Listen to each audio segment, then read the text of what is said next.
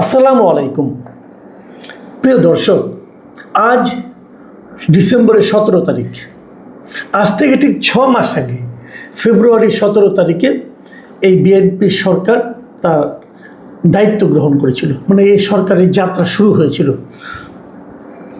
এবং তখন বলা হয়েছিল যে তারা 180 দিনে মানে 6 মাসে তারা কি করবে না করবে তার একটা টার্গেট তারা মনে মনে ঠিক করেছিল এবং বলেছিল 6 মাস পরে তারা বিশ্লেষণ করে দেখবে যে তারা কতদূর কী করতে পেরেছে এবং জনগণের মনে কতটুকু আশার আলো জ্বালাতে পেরেছে।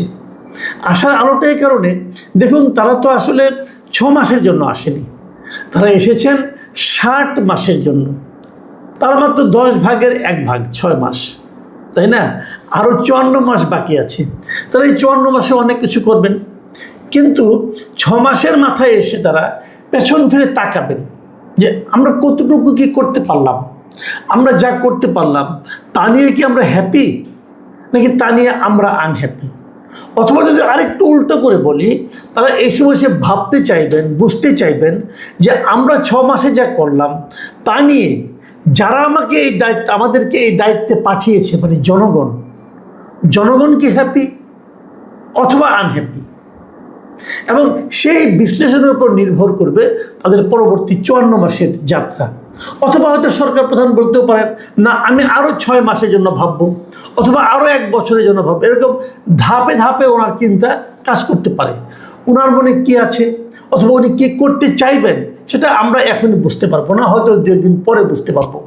কিন্তু আমি বরং বুঝতে চাচ্ছি এই মুহূর্তে 6 মাসের মাথায় এসে তারা কি ভাবছেন এবং তাদেরকে নিয়ে জনগণ কি ভাবছে, এটার একটা তুলনামূলক আলোচনা করার জন্য একটু চেষ্টা করে দেখি, পারবো কিনা জানি না।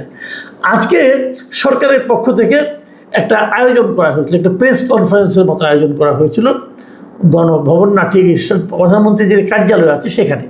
অনেক রথী মহারথী সেখানে ছিলেন।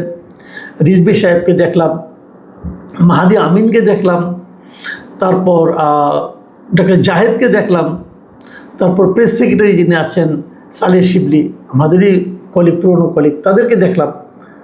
এরা কেউ অবশ্য নির্বাচিত নন, এরা কেউ অবশ্য জনগণের প্রতিনিধিও নন, এরা সরকারের প্রতিনিধি, এদেরকে সরকার প্রধান চুজ করেছেন।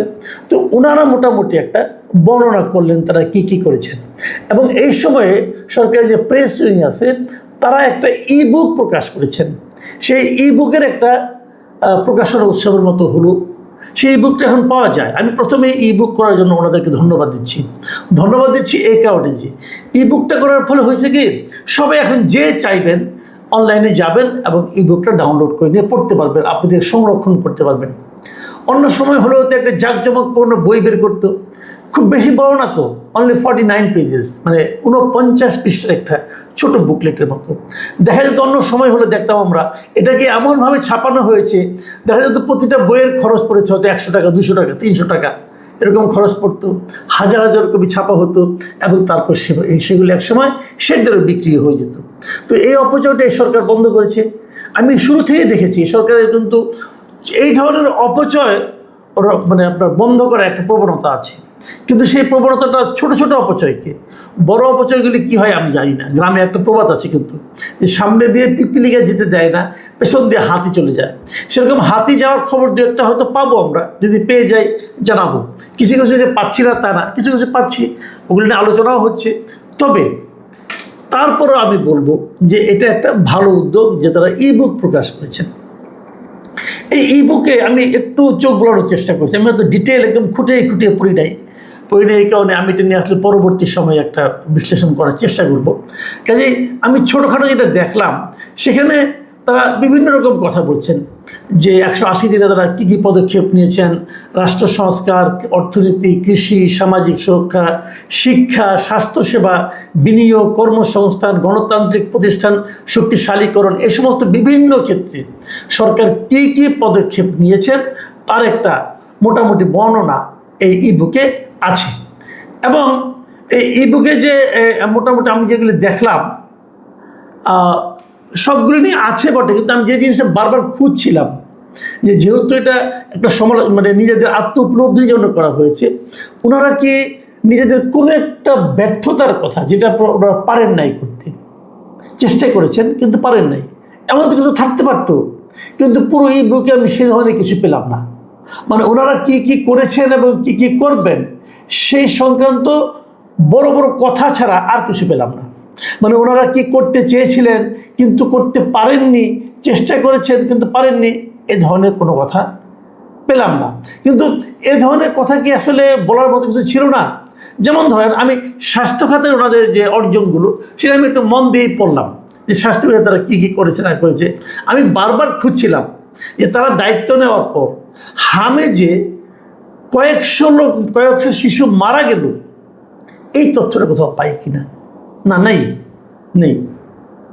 এই যে শিশুদের অকাল মৃত্যু, শিশুদের অসহায় মৃত্যু, তা নিয়ে তাদের একটি শব্দও নেই। তাহলে আপনারা কি করেছেন কি করেন জনগণকে জানানোর দরকার নাই রে ভাই। জনগণ কি জানে না যে আপনারা কি করেছেন? কার জন্য করেছেন? জনগণের জন্যই তো করেছেন, জনগণের জন্যই করেছেন। তাহলে জনগণ জানবে না কেন? আপনি যদি আমার কোনো উপকার করে থাকেন সেটা তো আমার জানার কথা। এখন এটা যদি আপনাকে লিখে জানাতে হয় তাহলে তো ভাই সমস্যা। আপনাকে যদি ঘটা করে বলতে হয় যে আমি এটা করেছি ওটা করেছি, হ্যাঁ করেছেন। এই সরকার কিন্তু কম করে, আমি প্রথমে যেটা বললাম তাদের মধ্যে একটা ব্যয় সংকোচন এবং ভিআইপি সংস্কৃতি পরিহার করার একটা প্রবণতা, এটা খোদ প্রাইম মিনিস্টার দেখিয়েছেন। অন্যরা মন খারাপ করলেও মানতে বাধ্য হয়েছেন, এটা হয়েছে। সামাজিক সুরক্ষা কার্যক্রম ওনারা অনেক কিছু করেছেন, বিভিন্ন ধরনের কার্ড দিয়েছেন, ফ্যামিলি কার্ড, কৃষক কার্ড, এগুলো দিয়েছেন, আমি এটা অস্বীকার করছি না। তবে কৃষিক্ষেত্রে, ধর্মীয় ক্ষেত্রে অনুদান দিয়েছেন, কৃষি ঋণ মওকুফ করেছেন, মসজিদ মন্দির সহ বিভিন্ন জায়গায় আপনার ইমাম পুরোহিতদের জন্য সম্মানী ভাতা চালু করেছেন। আমি এগুলোকে খুবই ইতিবাচক হিসেবে বলি। ব্যাংকিং খাতে শৃঙ্খলা ফেরানোর চেষ্টা করেছেন কিন্তু পেরেছেন বলে আমার মনে হয় না। যেমন ওই মার্জ করা 5টা ব্যাংক, যে 5টা ইসলামী ব্যাংককে একত্র করা হয়েছিল, সেগুলোর মধ্যে একটু সুফল, একটু সুশাসন, একটু মানে স্থবিরতা কাটানোর চেষ্টা হয়েছে। একদম হয়নি এটা আমি বলবো না, কিন্তু সেইটা কি পর্যাপ্ত? এটা নিয়ে তো আমার মনে হয় পৃথক একটা এপিসোডই করা যায়। কারণ এই 5টা ব্যাংকের গ্রাহক সংখ্যা হলো 75 লাখ। এই 75 লাখ লোক কি আপনার উপর খুশি হয়েছে? 75 লাখের লোকের মধ্যে কি মনে কি স্বস্তি ঢুকেছে? আমার জানা মতো অনেকে আছেন যে এই ব্যাংকগুলো তাদের এফডিআর করা ছিল, তাদের পেনশনের সমস্ত টাকা এখানে ছিল, সে টাকাগুলি তো এখন তাদের হয়তো অনেকে ম্যাচিউর করেছে, অনেকে করছে আগামী 2-1 মাসের মধ্যে, তারা কেউ টাকাগুলো তুলতে পারছেন না। তাহলে কী সুশাসন করলেন? নিজের টাকা ব্যাংকে রেখেছি, সেটাকে আমি তুলতে পারবো না, এই এমন অসহায়ত্ব পৃথিবীর আর কোথাও আছে? আমাদের এখানে তো আছে। এটা অন্তর্বর্তীকালীন সরকার এই জিনিসটা ক্রিয়েট করেছিল। অন্তর্বর্তী সরকারের যিনি বাংলাদেশ ব্যাংকের গভর্নর ছিলেন, যাকে নাকি প্রশংসা করতে করতে নাকি মুখে ফেনা উঠে যায়, সেই আহসানিজ মনসুরের অপকর্মের একটা উজ্জ্বল প্রমাণ হলো এটা, যে 75 লাখ মানুষকে উনি দুশ্চিন্তার মধ্যে ফেলে দিয়ে গেছেন। তারা জানেন না যে তাদের জমাকৃত অর্থ তারা কবে তুলতে পারবেন। এখন সেটা সমস্যার সমাধান হয়নি। যাই হোক, তারপরেও তারা হয়তো চেষ্টা করছেন। হ্যাঁ, আমি বলবো গণমাধ্যম নিয়েও তারা বেশ ভালো কাজ করেছেন, কোনো সন্দেহ নাই। আমি তো মনে করি গণমাধ্যমে এখন মানুষ অনেকটাই সহজে কথা বলতে পারছে, প্রত্যক্ষ চাপটা একদমই নাই। পরোক্ষ চাপ আছে, ওটা নিয়ে পরে একসঙ্গে বলবো। পরোক্ষ চাপ কিন্তু আছে, এটা সব সরকারের সময় ছিল, এই সরকারের সময় আছে। এটা হলো বিজ্ঞাপন নিয়ে চাপ, যাই হোক সেটা অন্য আলাপ। কিন্তু এই যে সাফল্যগুলি বললাম, এর বিপরীতে ব্যর্থতা কতটুকু ভাবুন তো। দ্রব্যমূল্য নিয়ন্ত্রণ করতে পেরেছেন? পারেননি। চাঁদাবাজি থামাতে পেরেছেন? পারেননি। মবকে থামাতে পেরেছেন? পারেননি। মবের তো গত 15 তারিখে উদাহরণ দেখলাম। মব তো সরকারি প্রশ্রয় এখন চলছে, পুলিশ দাঁড়িয়ে থাকে, মবকারীরা লোকজনকে পিটায়, পুলিশ বলে আমি দেখছি কিন্তু কিছু করে না। চোখের সামনে ঘটলো কিন্তু কয়েকদিন আগে, এক পুলিশ কর্মকর্তা, কি জানো তার নাম, সাদ্দাম না কি যেন, ওনাকে সাংবাদিককে জিজ্ঞাসা করলো যে আপনার সামনে তো মব হচ্ছে, আপনি কিছু বলছেন না কেন? ওইকে আমরা দেখছি, যে এই পুলিশকে আমরা বেতন দিয়ে দেখছি বলে তো না রাখছি নাকি ভাই? তো মব থামাতে পারেননি কিন্তু। এবং মানে আপনার এই যে চাঁদাবাজি যেটা চলছে, চাঁদাবাজির কারণে দ্রব্যমূল্য বেড়ে যাচ্ছে, আপনি থামাতে পারছেন না তো, থামাতে পারছেন না। এটা সরকারও পাচ্ছে না, বিরোধী দলও পাচ্ছে না। জ্বালানি সংকট, এটা কথা বলবো আর কি। আমি তো মাঝখানে একদিন বলেছিলাম যে বিদ্যুতে সরকার ডুববে, মানে কম দুঃখে বলি নাই ভাই। জ্বালানি সংকটে এই সরকার মিজারেবলি ফেল করছে। সরকারের এক উপদেষ্টা আছে, তথ্য বিষয়ক উপদেষ্টা, উনি দেখলাম নিজের আপনার ইয়েতে এই কী বলে নিজের ইউটিউব চ্যানেলে বলতেছেন যে এই জ্বালানি সংকটের জন্য পুরোপুরি নাকি আওয়ামী লীগ সরকারকে দায়ী করা চলে। ভাই আওয়ামী লীগ চলে গেছে 2 বছর আগে, এখন আপনি 2 বছর আগের ঘটনা নিয়ে বসে আছেন। এটা দেখলাম যে বিভিন্ন লোক এটা কেটে কেটে ট্রল করতেছে এবং ট্রল করার মধ্যে কথা উনি বলেছেন। তো আপনি কি পারছেন সেটা বলেন না। আপনি যখন আজকে থেকে 6 মাস আগে যখন নির্বাচিত হলেন তখন আপনি জানতেন না আওয়ামী লীগ কি আকাম কুকাম করে জানতেন তো, তারপর তাহলে দায়িত্ব নিলেন কেন? আপনার কাছ থেকে তো আমি আওয়ামী লীগ সরকারের বদনাম শুনতে চাই না, আমি শুনতে চাই আপনার সাফল্য, আমি দেখতে চাই আপনার সাফল্য। দেখুন আপনার ইবুক পরে কিন্তু আমি সুইচটা অন করি না। আমি যে ইলেকট্রিক ফ্যানের সুইচটা অন করি, ফ্যান ঘুরবে এই আশায় এটা অন করি এবং আমি বিশ্বাস করি এটা চলবে। যদি এরকম হয় যে কেউ বিশ্বাস করে সুইচটা দিলেই ফ্যানটা ঘুরবে, তাহলে বুঝতে পারবেন দেশে একটা সফল সরকার আছে।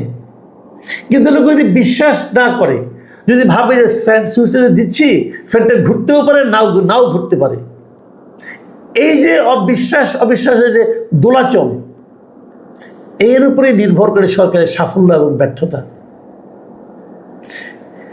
সেই জায়গায় কি আপনি সফল হয়েছেন?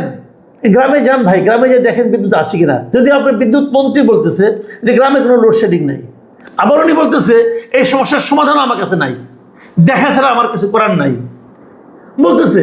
আবার বলতেছে লোডশেডিং ম্যানেজমেন্ট এখন মূল কথা, তো ম্যানেজমেন্ট করেন। আমি তো প্রস্তাব দিয়েছি যে মন্ত্রী পাড়ায় সকল মন্ত্রীর বাড়িতে এবং সকল আমলার বাড়িতে, বাসা বাড়িতে একজন গ্রামের কৃষককে আপনি যতক্ষণ লোডশেডিংয়ে রাখেন এর জন্য ঠিক ততটুকু লোডশেডিং বরাদ্দ করেন, তাহলে আমি বুঝবো আপনারা সুশাসন করতে আসছেন। তাতে করবেন না, আপনার বাড়িতে কখনো বিদ্যুৎ যাবে না। তাহলে আপনি কী করে যার বাড়িতে বিদ্যুৎ থাকে না তার দুঃখ বুঝবেন না। কিন্তু সরকারের ব্যর্থতা আরেকটা বিষয় ছিল দলীয়করণ। একদম নির্লজ্জ দলীয়করণ হয়েছে এই সরকারের আমলে। অথচ এই সরকারের 31 দফা বলেন অথবা এই সরকারের নির্বাচন ইশতেহার বলেন, সর্বত্র তারা বলেছিল যে প্রশাসন সহ কোথাও দলীয়করণ করা হবে না। এবং প্রধানমন্ত্রী কয়েকদিন বক্তৃতা বলেছেন দলীয়করণ হবে না। কোথায় দলীয়করণ হয় নাই বলেন? প্রশাসনের কোথায় দলীয়করণ হয় নাই? এই যে পাবলিক বিশ্ববিদ্যালয়গুলো, প্রত্যেকটা পাবলিক বিশ্ববিদ্যালয়ে আমরা দেখেছি দলীয় লোককে ভিসি বানানো হয়েছে। এবং এটা বানাতে ঠিক আছে, দলীয় লোক থাকতে পারে, কোনো সমস্যা নেই, যোগ্য লোককে বানান। বিজ্ঞান ও প্রযুক্তি বিষয়ক যে বিশ্ববিদ্যালয়গুলি আছে সেখানে দেখা যাচ্ছে কোটাতে আরবি টিচারকে নিয়ে আপনি বানাইছেন, ভিসি বানাইছেন, কোটাতে মানে সমাজ কল্যাণের লোককে নিয়ে ভিসি বানাইছেন। আর এবার একটা বিজ্ঞান ও প্রযুক্তি বিশ্ববিদ্যালয়, অন্তর্ভুক্ত তার ভিসি একজন সায়েন্সের টিচারকে বানান। আপনাদেরকে সায়েন্সের টিচার নাই এখন আছে তো। এখন ইউনিভার্সিটির টিচারদের মধ্যে বলতে গেলে তো 80% এখন বিএনপি করে। আবার এই 80%-এর মধ্যে কিন্তু আওয়ামী লীগ আমলে 80% ছিল যারা আওয়ামী লীগ করতো। অঙ্ক মিলে না কিন্তু, যারা না মিলুক, এদের লজ্জা শরম একটু কম আছে। আগে আওয়ামী লীগ করতে এখন বিএনপি করে, কোনো সমস্যা নাই, দেন। কিন্তু দলীয়করণ তো হচ্ছে।